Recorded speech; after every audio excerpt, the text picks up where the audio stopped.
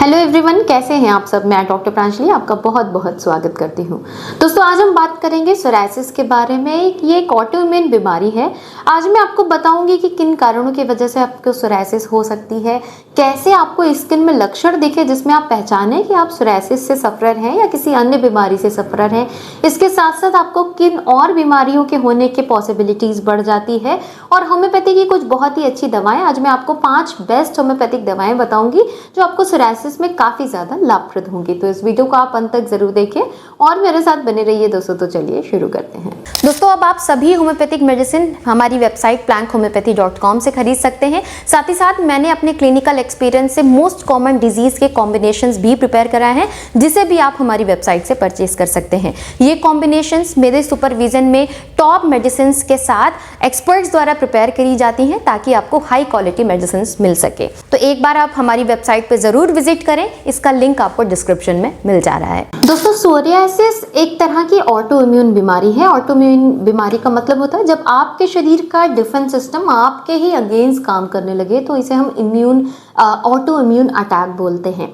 इस बीमारी में आपको जो रैशेस बनते हैं, ये एक तरह की स्किन डिसऑर्डर है। इसमें आपको जो रैशेस बनते हैं वो रेडिश थिक पपड़ीदार रैशेस बनते हैं जिसमें आपको इचिंग होती है। बहुत बड़े मोटे मोटे से ऐसे फ्लेक्स निकलते हैं, सिल्वरी फ्लैक्स हो सकते हैं, पपड़ी जैसे हो सकते हैं। इवन उनमें बहुत ज़्यादा जलन या बर्निंग सेंसेशन आपको देखने को मिल सकता है। इनमें आपको बहुत बार इतनी इंटेंस ईचिंग होती है कि उसमें ब्लीडिंग तक होने की टेंडेंसी देखने को मिलती है। पेशेंट बहुत इच करते हैं, जैसे वो ब्लीड करने लगता है।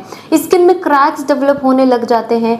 स्किन में आपको बहुत ज़्यादा एक ड्राइनेस से फील होने लगती है। यूजुअली अगर मैं इसके बनने का प्रोसीजर बताऊं तो जो हमारी स्किन होती है दोस्तों, वो हर 30 दिन में अपने आप को शेड करके न्यू स्किन बनाती है।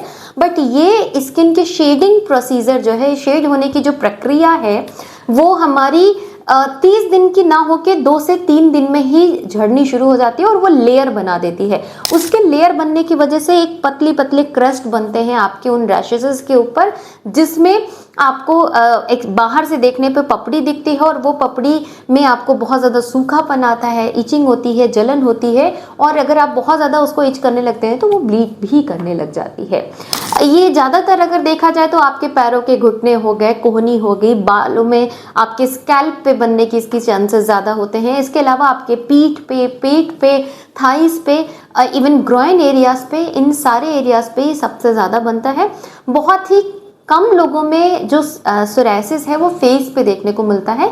मैंने अभी तक में कुछ ही लोगों में, शायद 10 से 15 लोगों में फेस पे भी इसका एक्सपोजर देखा है।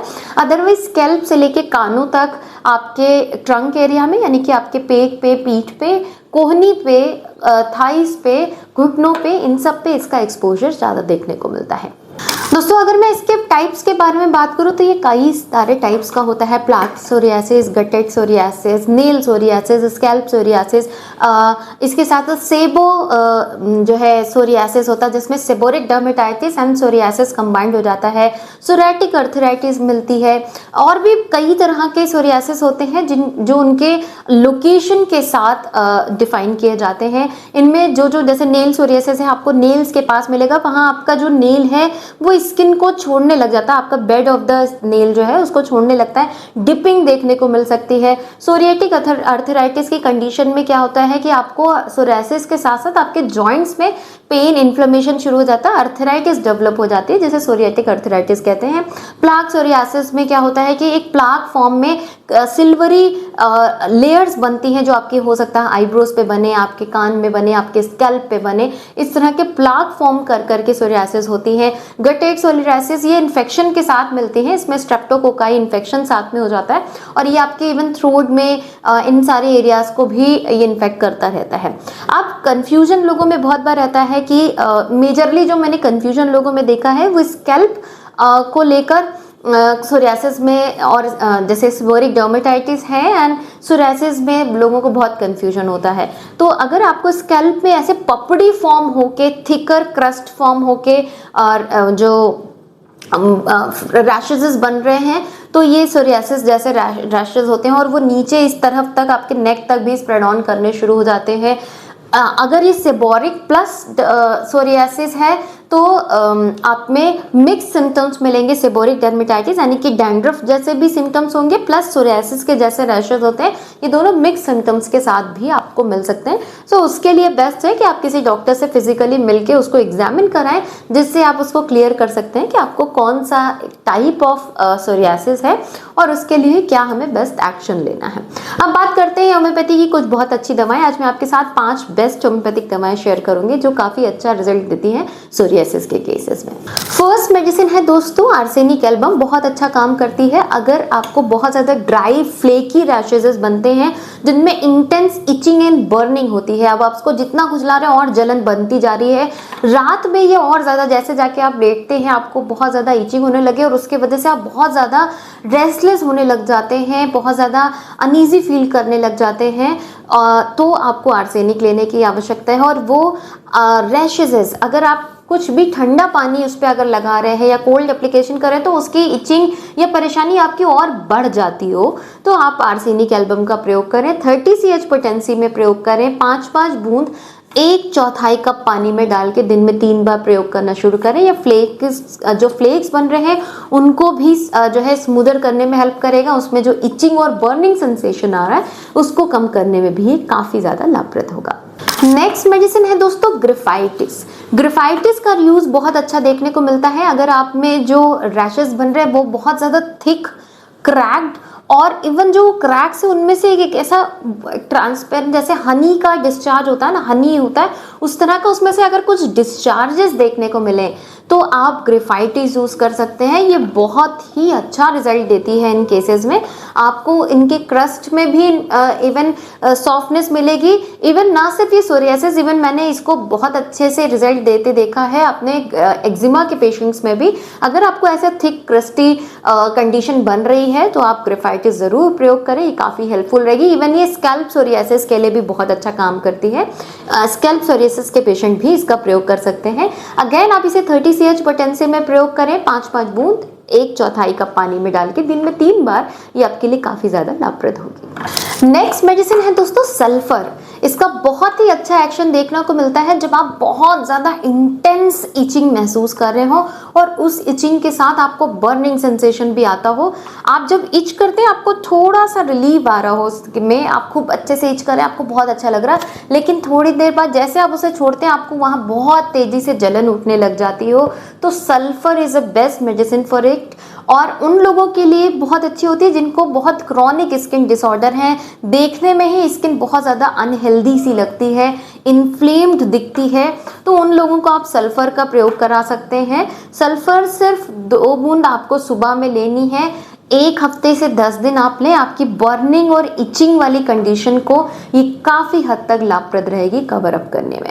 नेक्स्ट मेडिसिन है दोस्तों मेजेरियम। आप इसको 200 पोटेंसी में यूज़ कर सकते हैं। अगर आपको जो सोरियासिस के रैशेज है वो पस फॉर्मिंग वाले में बनने के चांसेस उनमें रहते हैं, जिनमें अगर पस भी बनने लग जाता हो तो आप उसमें मेजेरियम का प्रयोग कर सकते हैं।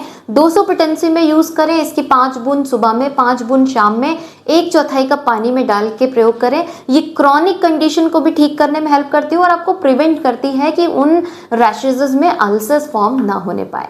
नेक्स्ट मेडिसिन है दोस्तों कैली आर्स। आप इसको 200 पोटेंसी में प्रयोग कर सकते हैं। अगर इन सोरियासिस कंडीशन में अगर ये एक तो पहली बात बहुत पुरानी हो गई हो उसमें ये बहुत अच्छी काम करती है। दूसरे जो इसके रैशेस बन रहे हैं वो बहुत ज़्यादा हार्ड एंड स्केली से हो और उनमें पेन शुरू हो गया हो, अगर उनमें आपको पेन मिलता है और आपको ये सारी चीज़ें नाइट में बहुत ज़्यादा डिस्टर्ब कर रही हों तो आप इसमें कैली आर्स का प्रयोग कर सकते हैं। 4 बूंद आप सुबह में, 4 बूंद शाम में लें। 1/4 कप पानी में डाल के ले सकते हैं या आप डायरेक्ट ज़बान पे भी इसका सेवन कर सकते हैं। क्रॉनिक प्लस पेन के साथ अगर आपको सोरियासिस रैशेस बने हो तो आप कैली आर्स का प्रयोग करें। हर मेडिसिन का मैंने कुछ स्पेसिफिक करेक्टर बताया है, अगर आप उसको ध्यान से सुनेंगे और समझेंगे तो आप अपनी बेस्ट मेडिसिन सेलेक्ट कर सकते हैं। अपनी मेडिसिन को आप प्रयोग करें। कम से कम अगर आप बहुत क्रॉनिकली सफ़र हैं, कम से कम 1-2 महीने इसका सेवन करें, या आपके रैशेस को इम्प्रूव करने में काफ़ी ज़्यादा हेल्पफुल रहेगी। इसके साथ साथ आप अपनी स्किन को मॉइस्चराइज रखें। ये एक बहुत ही इम्पॉर्टेंट चीज़ है अपने सोरियासिस को जो है जल्दी रिकवर करने में। आप अपनी स्किन को हमेशा मॉइस्चराइज रखें और उसके लिए आप सिंपल क्या कर सकते हैं, ग्लिसरीन और गुलाब जल लें। 1 ढक्कन ग्लिसरीन तो 1 ढक्कन गुलाब जल मिक्स करके एक बॉटल में आप बना के रख लें और अपनी पूरी स्किन पे नहाने के बाद लगाएं, इवन रात में सोने से पहले भी लगाएं। जब आपके रैशेज मॉइस्चराइज रहेंगे, उनमें इचिंग, जलन बहुत कम हो जाएगी। तो स्किन को मॉइस्चराइज रखें। साथ में आप ओमेगा 3 फिश ऑयल का सेवन करें। ये आपकी स्किन को अंदर से टेक्सचर को अच्छा करने में हेल्प करेगा, साथ ही इन्फ्लेमेशन को कम करने में हेल्प करेगा। ये 2 चीज़ें भी आप साथ में ऐड करें तो आप देखेंगे कुछ ही दिन में बहुत अच्छा चेंजेस आपको अपने रैशेज में देखने को मिल रहा है। तो आशा करती हूँ ये वीडियो आपको पसंद आया होगा। वीडियो अच्छा लगा है तो इसे लाइक जरूर करिए, शेयर करिए ज़्यादा से ज़्यादा लोगों तक, ताकि वो भी अपनी परेशानियों को ठीक रख सकें विदाउट एनी साइड इफेक्ट। मिलती हुई इसी तरह के इन्फॉर्मेटिव वीडियोज़ के साथ, तब तक के लिए अपना ध्यान रखें। Thank you so much. Stay safe and healthy.